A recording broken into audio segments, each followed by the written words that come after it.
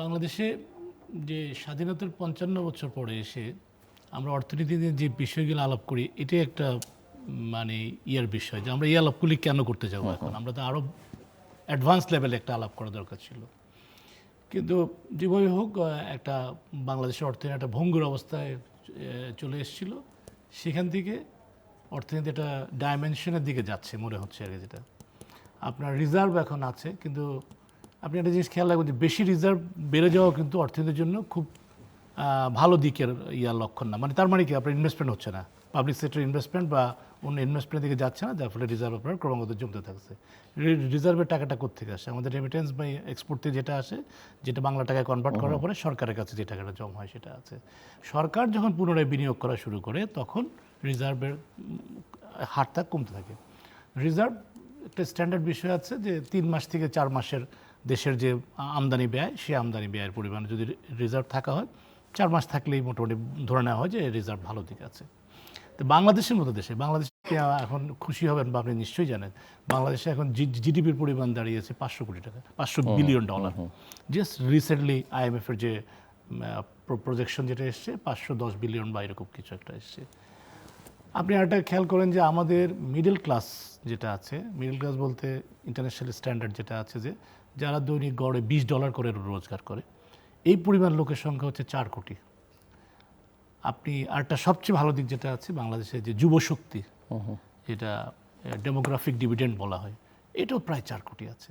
তাহলে এই যে 4 কোটি মনে করেন মধ্যবিত্ত আছে, 4 কোটি আপনার এই যে ইয়াং পপুলেশন আছে, তাহলে সেখানে অর্থনীতি কেন ঘোরা দৌড়াচ্ছে না, কেন স্থবির হয়ে আছে কেন? এটা হচ্ছে আমার চিন্তার আলোচনার বিষয়। আপনি 50 বছরে পৃথিবীর কোনো দেশে কিন্তু অর্থনীতি গতি পেতে লাগে না। তাহলে আমাদের এখানে সমস্যাটা কী ছিল? এতদিন কেন লাগছে? আমাদের পরে যারা দেশ স্বাধীন হয়েছে তারাও তো আমাদের ক্রস করে এগিয়ে গেছে। এখন এখানে আমার মনে হচ্ছে যে আমাদের সুশাসনের যে জায়গাটা ছিল, শুরু থেকে আমরা এই জায়গাটাতে একটা চ্যালেঞ্জের মধ্যে পড়েছি। সবাই দেশ চালিয়েছে, রাষ্ট্র পরিচালনা করেছে।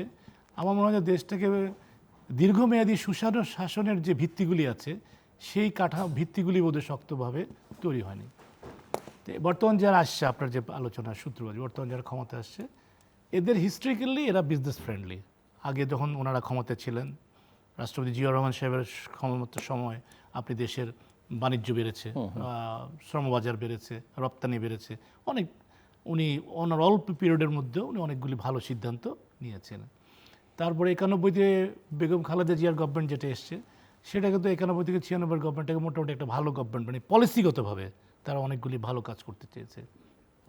2001 থেকে 6 আমি সেটা খুব বেশি নাম্বার দিব না, কিন্তু এরা বিজনেস ফ্রেন্ডলি হিসেবে প্রুভেন একটা রেকর্ড আছে। তো এখন বিজনেসের জন্য সবচেয়ে জরুরি যে জিনিসটা দরকার হয়ে যায়, যে আপনি দ্রুত সিদ্ধান্ত নেওয়া।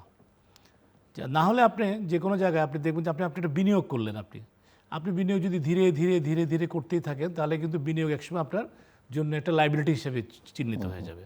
আপনার বিনিয়োগ করতে হবে টাইমের মধ্যে এবং সেটা থেকে রিটার্ন নিয়ে আসতে হবে। তাহলে আপনি টাকার বিনিময়ে যে আপনার সেবা বা আপনার যে সমৃদ্ধি, এটা আপনি তৈরি করতে পারবেন।